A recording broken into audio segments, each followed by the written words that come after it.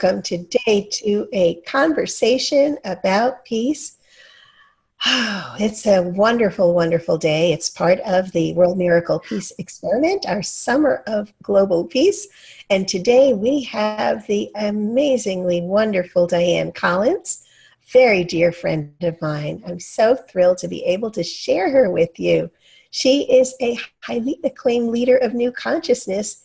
She's a popular media personality, and she is the creator of Quantum Think, which is a groundbreaking system of thinking that offers us methodology that's 21 specific advanced principles where Dianne blends scientific insight and spiritual knowledge into practical modern wisdom. Dianne is an 8-time award-winning author of the bestseller, Do You Quantum Think? Quantum Thinking That Will Rock Your World, one of my favorite books.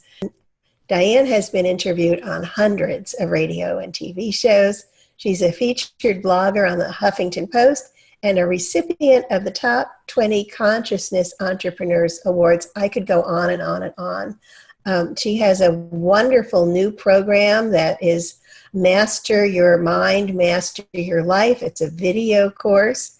And she's wonderful. So welcome, Dianne.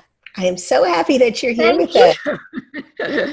Well, thank you so much for the great introduction. And of course, I am so excited always to be with you. And we were supposed to be in a peace. Can we be excited and talk about peace too? Well, of course. Oh, absolutely. Yeah, there's nothing wrong with being excited and happy and exuberant and being peaceful.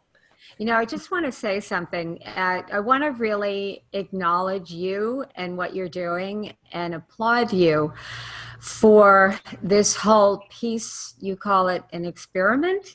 Is that what you call it? Yes, it's an experiment. And it's a great experiment, and because it has such a high intent in it. But I wanted to just say that just being around you, just you making yourself available of course, we love each other, and you're a dear, dear, one of my best friends. But, you know, in addition to that it's just always such a joy to be in your presence. And I know that you are that for others who are watching you and get to be with you on all of these videos live and in recording too. So I just wanted to say that it's really a gift that you're doing this, MarBeth. And I'm so, so proud and happy to be part of it. I'm so happy that you're part of it too. You have so much to offer. And so let's get a little deep, let's get a little meaty. And let's talk about, what do you want to talk about in terms of peace, Dianne? Well, I've been thinking a lot about it. I've been listening to your other peace conversations, and you know, so one is in the question, what is peace? And of course, I like to think multidimensionally. So what does that mean? You know, what is peace in the physical dimension? What is it in the energetic dimension, in the virtual dimension of consciousness, and so on and so forth? Peace of the soul and the esoteric. But first and foremost, and I've heard you have this conversation with others too, that peace is really that state where we experience our connection to divinity as divinity.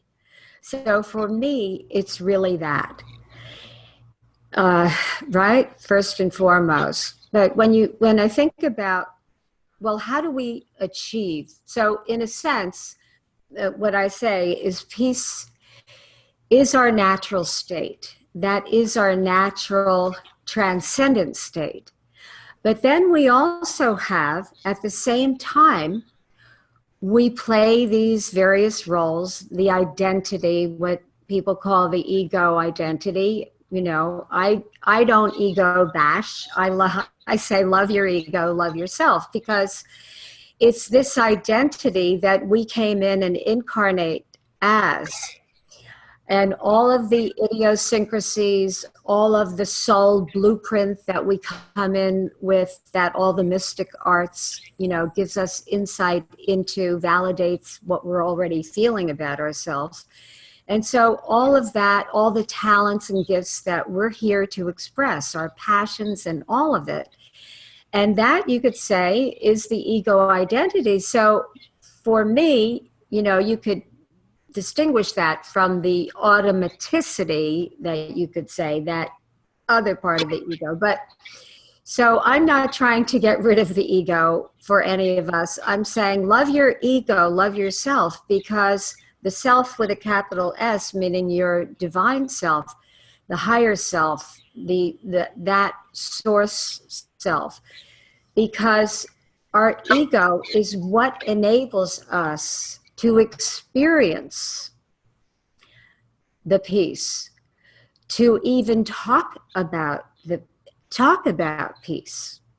Sure. And so you see what I'm saying is that how do we have a relation? Because when we say peace, and what comes to mind graphically, visually, and energetically is I do think of us as these columns of light.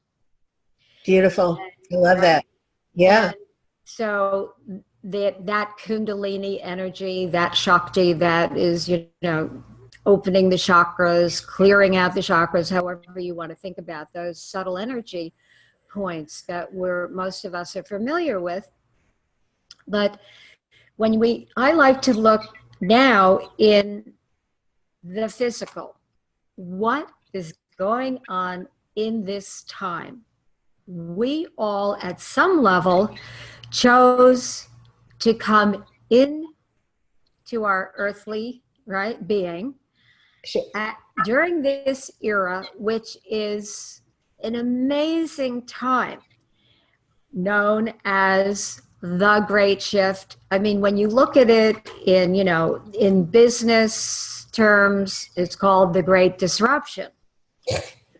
People call it the age of consciousness, the age of, the quantum age, the digital age. So we talk about it depending on how esoteric you are from all these different stages. But to me, MarBeth, I think the important thing in terms of peace is how do we maintain or create?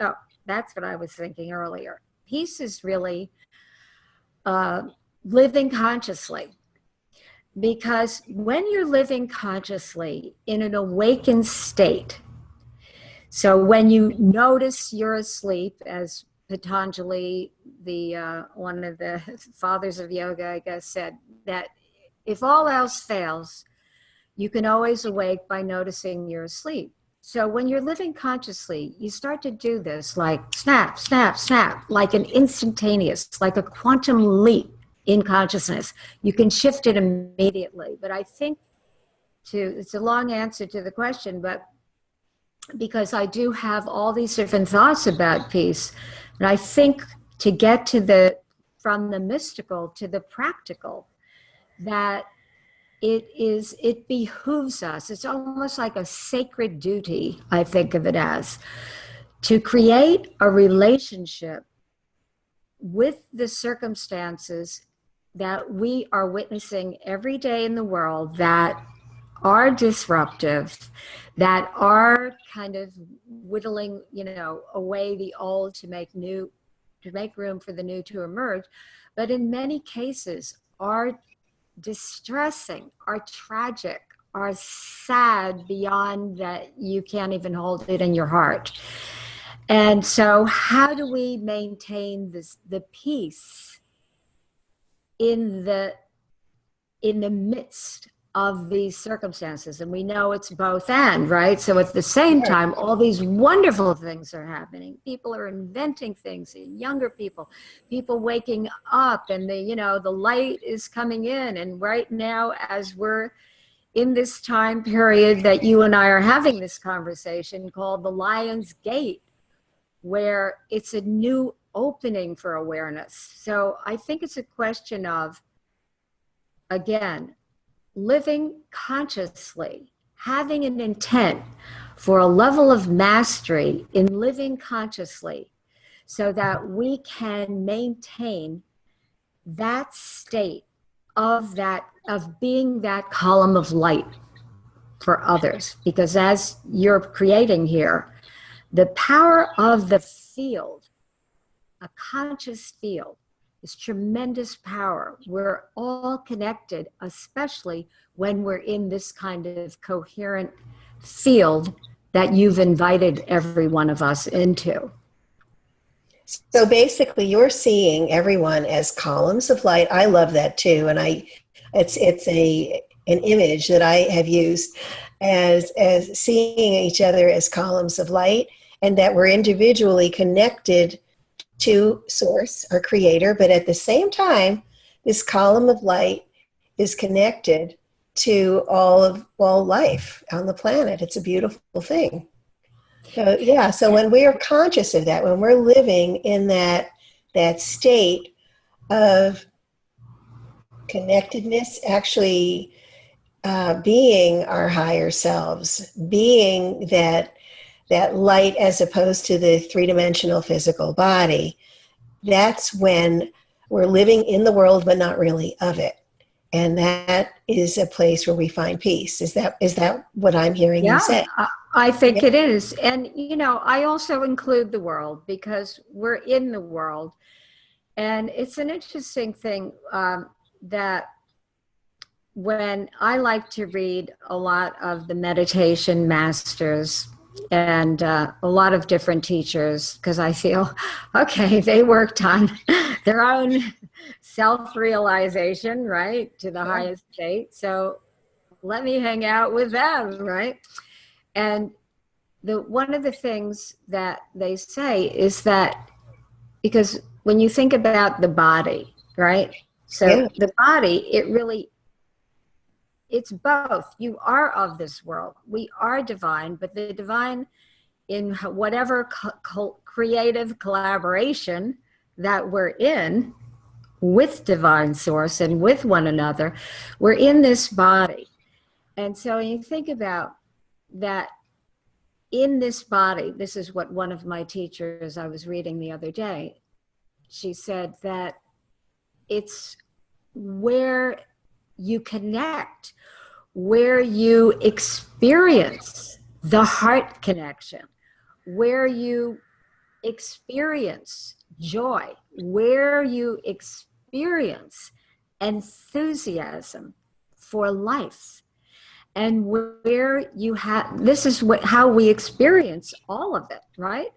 Sure. You go out in nature, you think about peace. So what happens when we go out in nature? That's physical. So would you say that's of this world? Because I never really understood that totally, other than if you think of, well, we're in this world but not of it. Maybe you could explain it to me, MarBeth, but sure.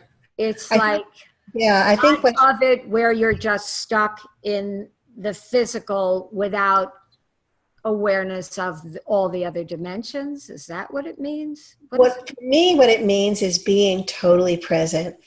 And what happens is when you go out in nature, something happens and you become one with nature and you become completely present. One of the best ways I have found to be completely present is to tune into your senses, to feel your feet on the ground, to feel that energy rushing up from Mother Earth and removing any stale energy from your body, because that's what the earth does. And you're feeling the sun on your skin, you're feeling the warm breeze, you're smelling the leaves, you're hearing the birds. So all of your senses are engaged. And that brings you completely into the present moment, which is where our divinity is. Because, there's no past, there's no future. There really is only this moment in time. So when you're here, you're very present. And so you're coming from a place of of really being in your divine state. And I think that's what Yes, happens when we are out in nature, because it brings us into that state. very much so. And so this is why I'm saying it's a both and. It's that we Yes, it's a both. are of this world Yes, as well, because there's no separation. And one of the things that I love to, and it's almost like I notice, I know I have it, I know you have it, I'm sure every human being, it's like you yearn to be that, to have that connection. So I live, for example, with, as you know, with my husband and partner, Alan Collins, love of my life, partner in all things. And we live in an apartment, right? 8 floors up. So on the ocean, thank goodness, because it's always like really with nature. I love being with the big expanse of the ocean. But we find it's like we work at home, but we have to go down and get our feet on the ground. And one of the, it's like we're drawn. It's like that calls to all of us for that connection, for that presence that you're talking about. Beautifully said. And one of the things that I like to do too is connect to the energy of a tree. Well, you know, you can do this in many ways. And of course, when we dip into the ocean, and we're lucky here in South Florida where the water temperature gets warm, and you can do it and you can really stay there. But there's a presence that we feel, that peaceful presence sure. that we feel from that, you know, sort of it's the fertile place, right? That salt water that we have that are part of our bodies. And but the other thing I like to do, getting to is the trees that I was taught this by an energy master I studied with years ago. And it's such a great practice to, you tune in. We know every entity, right? We all say it conceptually, but you can experience it. And this brings you to your peace, that you feel the energy of a beautiful tree. And I like to go right up next to it, like, and kind of put my body against it, Sure. put my hands on the tree, and just energetically connect with the energy of that tree. And while you're doing that, you're becoming very, very present with it. So, Exactly. because as an energy healer, we learn that to be in a very present state. You know, that's one of the beauties about it. So when you're doing that with a tree, you're completely present. And always that present is, I think, a huge component about peace. You know, where we have to, it's always a choice. You know, we're choosing peace and reaching out and touching that tree. Oh, you can feel it right there in that present moment. And you're sending energy and communing with it and feeling its energy, totally present. It's a beauty. It is a communion. And then there's the other aspect, as you know, that is part of the nature of what comes through me, and that is mind. Now, people, you know, it's very popular to say, you know, drop your mind and come to the heart. And the spiritual masters, again, I'll come from there, but you can experience yourself. You don't need someone to tell you this, but what they do say is that the mind is located in the spiritual heart. And I wanted to bring this up because, right, I say young or old, man or woman, black or white, conservative or liberal, we all have to deal with our own mind. And this has such a great deal to do with staying connected in that peaceful state, because we can be active and live in the experience of peace. So we could say, Can you connect to your peace? Can you awaken your peaceful state? Can you be present? And that is, as you're saying, that peaceful state. Yet, so we could think of it, do we know, it's the same, similar thing with love, and you could say those two are equal too, that do we think about love or peace conceptually, like that mental construct, or are we in the experience of it? The same thing with any of the virtues or joy or compassion. Oh yeah, we should be compassionate, but are we in that experience? So yeah, I it's a think very fine distinction. I love that, because are you up in your head and thinking about it, or are you being it? right. So as you know, you mentioned my course, Master Your Mind, Master Your Life, which is, I call the unofficial, official mantra of quantum thing, because mind is what we hold in awareness. That's how I'm using it. What we hold in consciousness. And so when you are aware of your own awareness, this is when you can choose. This is how we can be fully engaged in the experience of peace, of love, of connectedness, of compassion. Sure. But I think there are also degrees. At the beginning, when people are choosing peace, they're moving from a state that can be very stressful. And maybe their minds are jumping around, and maybe they can only access peace very briefly. It may not feel very comfortable at first. So you do go outside and you feel, I feel relaxed. I feel peaceful. And it can be a very, a state that you're just not used to. It can feel uncomfortable at first because you're used to the drama, Right. Or I would say tension. Unfamiliar. Sorry. Unfamiliar, yes. That's It's very like, true. right? Make a distinction between uncomfortable and unfamiliar. Well, it may be both. Right, which maybe not feel. And it's interesting because sometimes, like when, we have a lot of projects, you and I, we're always working on so many things, as so many people are today, and there's so much, data coming in. There's so many good things that we can take advantage of all these different creations, thanks to our technology that makes it possible, like this. And then you're like,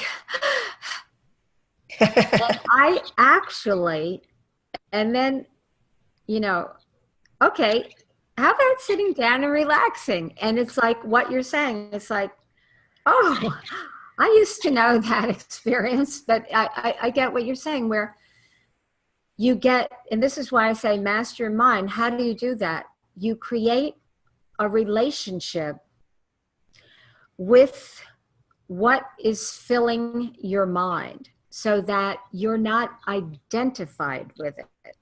That's important.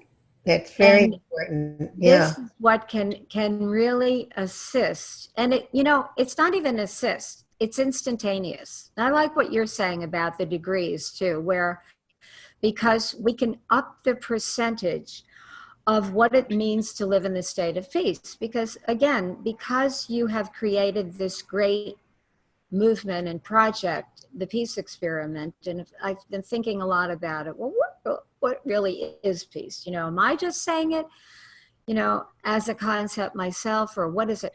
Because I realized that we can live continuously in that state of peace, in being that transcendent, connected to all that is your I am presence. And at the same time, your immanent self, that self who is MarBeth Dunn, who is Dianne Collins, who everyone who is with us right now, beyond space time, right?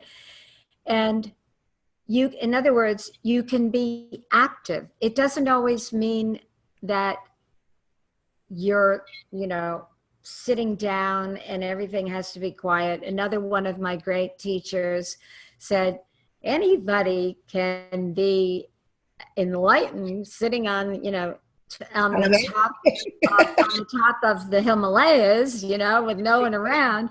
But he says, who can be that? The master. Who can be that in a throng of 1,000? So can you walk through a mall and maintain that steady state, right? That Sounds steady. like a great exercise to try. That's it. And this is where, you know, that really is my ongoing intent. And then you think, can you be that when you hear the news? Can you be that when you're listening to politicians? Can you be that when you notice your own judgments Yeah. that automatically arise? But the thing is, the wonderful thing is that even if we lapse into judgment, even though we find ourselves starting to react to a situation, in that instant, we can just say, wait a minute, I'm reacting. We're being vigilant for peace. And we can, in that instance, say, okay, I'm reacting, made a mistake, but I'm going to choose peace. So we're not even judging ourselves about it. We're just recognizing it's just an error. And It's not something we need to judge. And we just automatically choose peace, and we're back. And I'll tell you, Dianne, I could go on with you forever. And we always do when we talk. We get together. But I think we're going to need to stop for now. And I'm so excited. You're going to be leading your meditation on Tuesday. So that is very exciting. And we're so looking forward to it. I can't wait to see what you're going to do. I'm looking forward to that too. It'll be great. Wonderful. So wonderful, Dianne. And thank you so much. From me and from all of us in the World Peace Experiment. We're so grateful that you're joining us and sharing your beautiful wisdom. And do make sure you check out what Dianne is doing, because it's very profound, in case you couldn't tell. Namaste. And thank you so much. Much love. Much love.